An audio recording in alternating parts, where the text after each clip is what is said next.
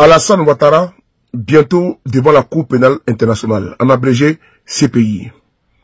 Frères et sœurs, une organisation puissante, basée en Afrique et dans plusieurs pays, vient de saisir la Cour pénale internationale une fois de plus contre Alassane Ouattara et son pouvoir. C'est important.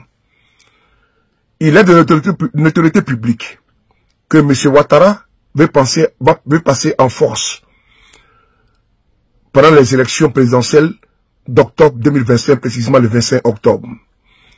Tout est mis en place pour exclure les acteurs politiques ivoiriens. Nous voyons la démarche de la CEI.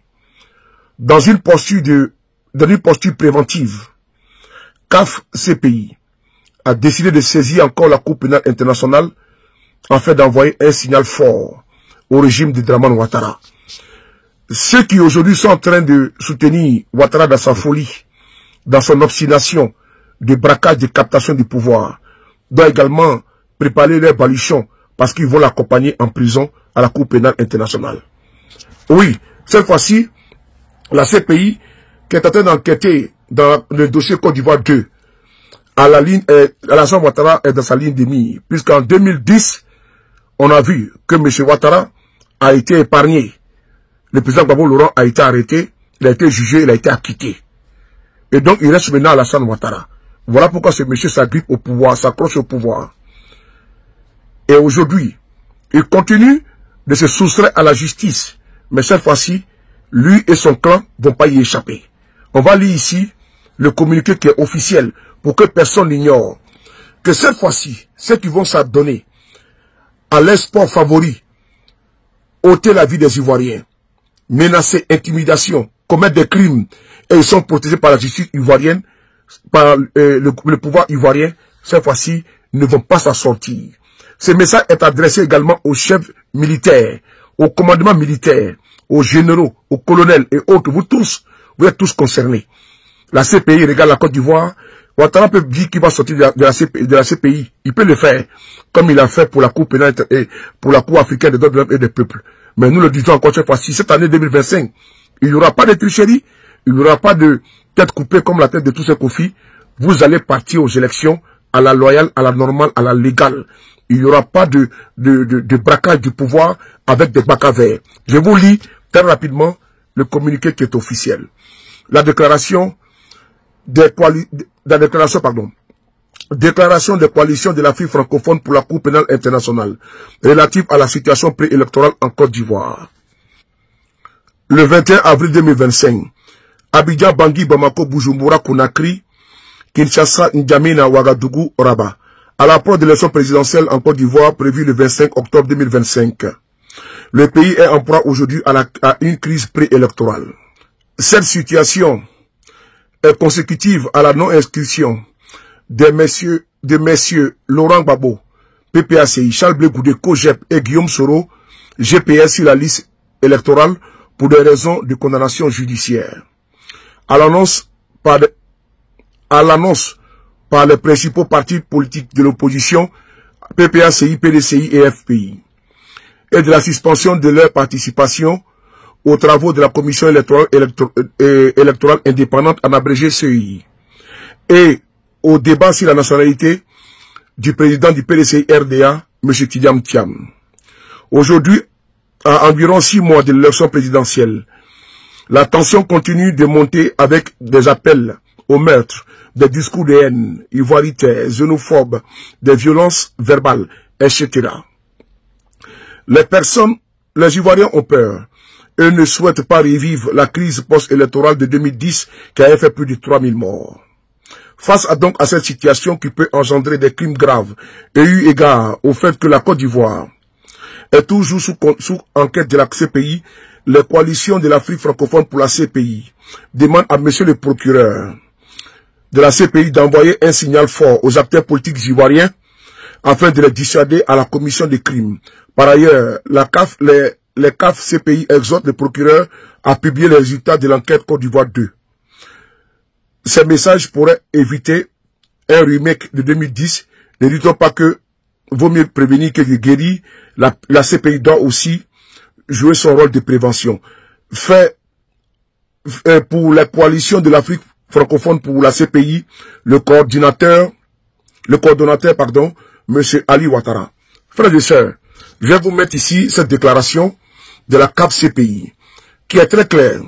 Il faut envoyer un message fort en Côte d'Ivoire. Il faut envoyer un message fort, parce que vous avez vu la démarche de l'opposition de Côte d'Ivoire, elle ne fait que prévenir, elle ne fait que alerter, elle ne fait que interpeller la communauté internationale sur la situation aujourd'hui qui prévaut en Côte d'Ivoire. Est-ce qu'il est normal que M. Ouattara puisse condamner le président Guillaume Soro à 20 ans de prison et perpétuité sous des préceptes fallacieux? Est-ce normal que M. Ouattara puisse instrumentaliser la justice et condamner le président Gbagbo Laurent à une peine de 20 ans de prison, une condamnation fallacieuse? Ces deux personnalités ont saisi la Cour africaine qui a demandé leur réinscription. Ouattara n'a pas voulu entendre raison, il a quitté la Cour africaine des droits de l'homme et des peuples. Parce qu'il n'a jamais gagné un procès à l'international. Ouattara est dans la ligne de mire de la Cour pénale internationale. C'est un secret de polichinelle que Alassane Ouattara est dans la ligne de mire. Ce qui est bon de savoir, et que d'aucuns doivent comprendre, que les généraux, les colonels, et ceux qui sont en train de soutenir M. Ouattara, comme je l'ai dit tantôt, dans cette folie, ils doivent le comprendre, que personne ne va passer dans les mailles du filet. Non. Personne ne va passer entre les, personne ne va passer par ce souci de la justice, parce que tous les crimes qui ont été commis, qui ont été commis en 2020, et les crimes que Ouattara a dans son tiroir, n'oubliez pas, il y a eu beaucoup de cas. N'oubliez pas en 2020 ce qui s'est passé. Le Bakaver, les Toussaint Kofi, Ouattara, il ne trimballe pas de casseroles, il trimballe la cuisine, la cuisinière, il trimballe tout avec. Et donc, M. Ouattara, selon lui, il n'a pas intérêt à quitter le pouvoir. Et selon eux, ceux qui le suivent, sa cour, ils n'ont pas intérêt à quitter le pouvoir. Donc, il faut s'agripper au pouvoir pendant 50 ans. Quitte à massacrer le peuple de Côte d'Ivoire. Mais cette fois-ci, le monde entier regarde la Côte d'Ivoire. Cette fois-ci, il n'y aura pas de remake. Il n'y aura pas de 2010 bis. Il n'y aura pas de 2020 bis. On doit mettre fin à l'hémorragie. Et la fin, c'est quoi? C'est de tout simplement demander à M. Ouattara qu'il a assez trop fait. Il faut organiser une élection inclusive. À chaque fois que des élections sont organisées en Côte d'Ivoire, ça y va des pertes en vies humaines et des biens. Je pense qu'on peut y remédier en faisant simplement ceci. Inscrire les noms des présidents que je vais citer ici. Le président Guillaume Soro, le président Gbagbo Laurent, le président Charles Blé Goudé du COGEP. Et puis ouvrir les jeux politiques, aller à une élection inclusive et que le meilleur gagne. Si ce n'est pas ça, je pense que le chaos va venir et ce chaos-là, c'est Alassane Ouattara et sa bande qui seront responsables. Et ils répondront devant la Cour pénale internationale. C'est bon qu'ils sachent cela, qu'en 2025, M. Ouattara et ceux qui vont l'accompagner dans cette aventure sans lendemain se retrouveront à la Cour pénale internationale. Je vous remercie.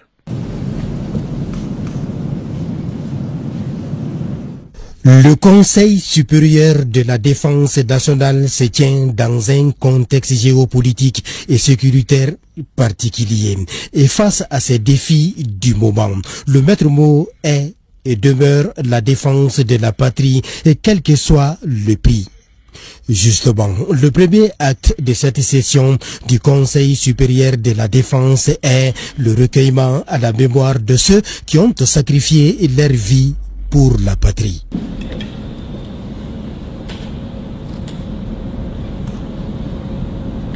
Pendant 3 heures d'horloge, la hiérarchie militaire a procédé à l'évaluation de la situation sécuritaire du pays. La rétrospective des actes.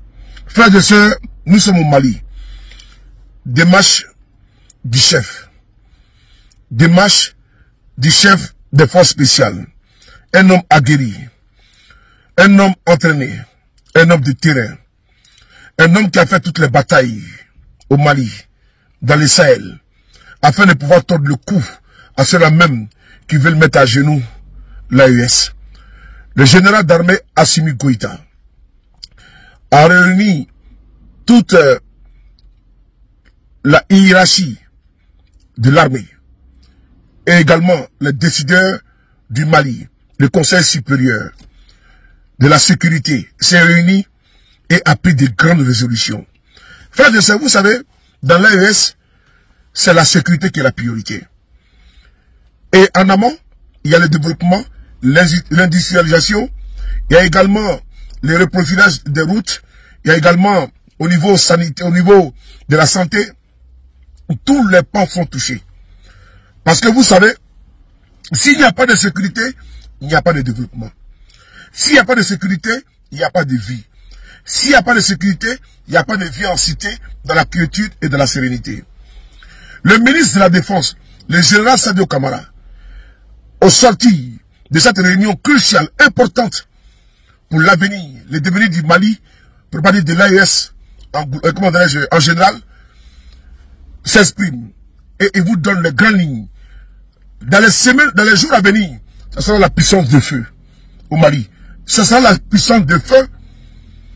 L'ordre a été donné par le général d'armée Assimi Goïta de taper fort et de réduire en bouillie ceux-là même qui ont décidé de mettre à mal le développement, la sécurité et la paix au Mali. On écoute ici le général Sadio Kamara. Merci. Évaluation de la situation sécuritaire du Mali. L'armée malienne de 2025 n'a rien à voir avec celle de 2020 et cela grâce à l'engagement du président de la transition, chef suprême des armées, le général d'armée Assimi Goïta, qui a doté notre outil de défense d'équipement. Des propos du ministre de la Défense et des anciens combattants à sa sortie du Conseil national de la Défense. Des succès enregistrés seront consolidés dans le cadre de l'opération Dougoukoloko. Le reportage de Tamsir Diabati.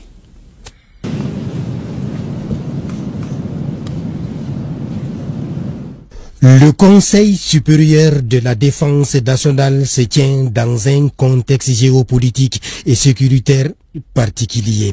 Et face à ces défis du moment, le maître mot est et demeure la défense de la patrie, et quel que soit le prix.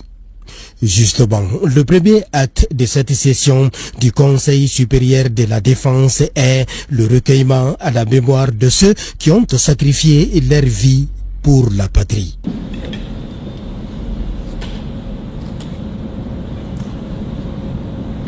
Pendant 3 heures d'horloge, la hiérarchie militaire a procédé à l'évaluation de la situation sécuritaire du pays.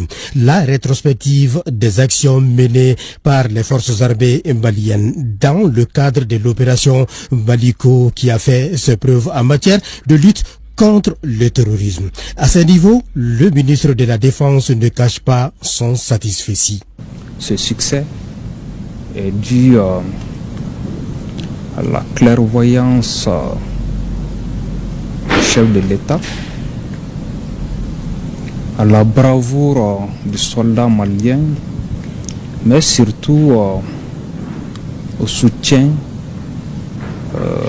constant du peuple malien. Au cours de cette session, les orientations données par le chef suprême des armées pour la planification est de redoubler d'efforts en vue de transformer les défis en opportunités pour le Mali et son armée. En donnant ces orientations pour la planification future, le chef suprême des armées nous a appelé à faire honneur au sacrifice de ce vaillant peuple en redoublant d'efforts pour continuer le processus de consolidation d'une armée puissante, forte et respectée, qui n'acceptera plus jamais que l'État malien faiblisse, que le peuple malien soit humilié. Et si l'opération Maliko a montré ses preuves en matière de défense, Dougoukoloko, dévoilé au cours de ce Conseil supérieur de la défense nationale, fera aussi tâche d'huile, à en croire le chef d'état-major général des armées. Ce Conseil supérieur de la défense nous a donné l'opportunité de présenter la situation sécuritaire qui a été évaluée à travers l'opération Maliko, qui a vraiment des succès très signifiants qui ont qui ont été très bien magnifiés, d'introduire un nouveau projet voilà, du plan Doukouloko avec des besoins sur 2025-2030. Donc à l'issue de ce conseil, nous avons vraiment constaté que le politique a eu une attention particulière à ce que nous avons présenté en termes de bilan et en termes de perspectives. Le dernier Conseil supérieur de la défense, toutes les ressources qui ont été allouées aux forces armées et de sécurité, ce qui nous a permis de reprendre l'initiative sur le terrain, rapidement, conformément à la phase 1 du plan Maliko, et de réoccuper pratiquement, nous redéployer sur le terrain les défis qui étaient liés au départ des forces internationales, minimiser ces défis et aujourd'hui concrétiser le redéploiement de l'administration, de l'autorité de l'État sur pratiquement toute la partie nord du pays et l'ensemble du territoire national. Donc pour ce Conseil supérieur de la défense qui vient d'être tenu aussi, les besoins qui ont été exprimés dans le cadre de Doukouloko nous permettront de poursuivre les œuvres de redéploiement des forces armées maliennes sur l'ensemble du territoire, favoriser un environnement favorable au retour de l'administration. Certes, il y a des acquis en matière de défense et de sécurité, mais beaucoup reste à faire. Et pour ce faire, aucun sacrifice n'est de trop quand il s'agit du Mali. Nous sommes conscients des défis qui nous attendent, qui sont liés à l'immensité du territoire national et la défense des frontières du pays.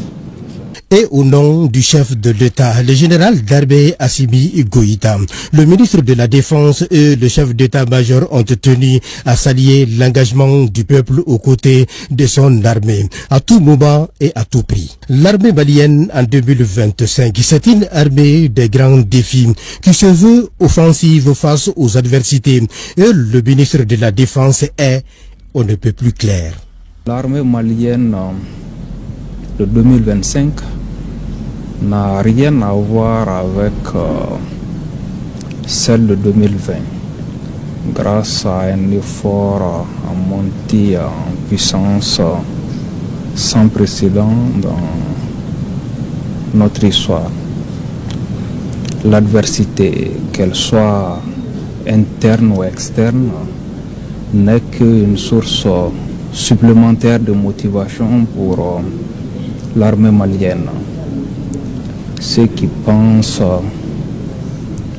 nous intimider et nous déstabiliser se trompent lourdement.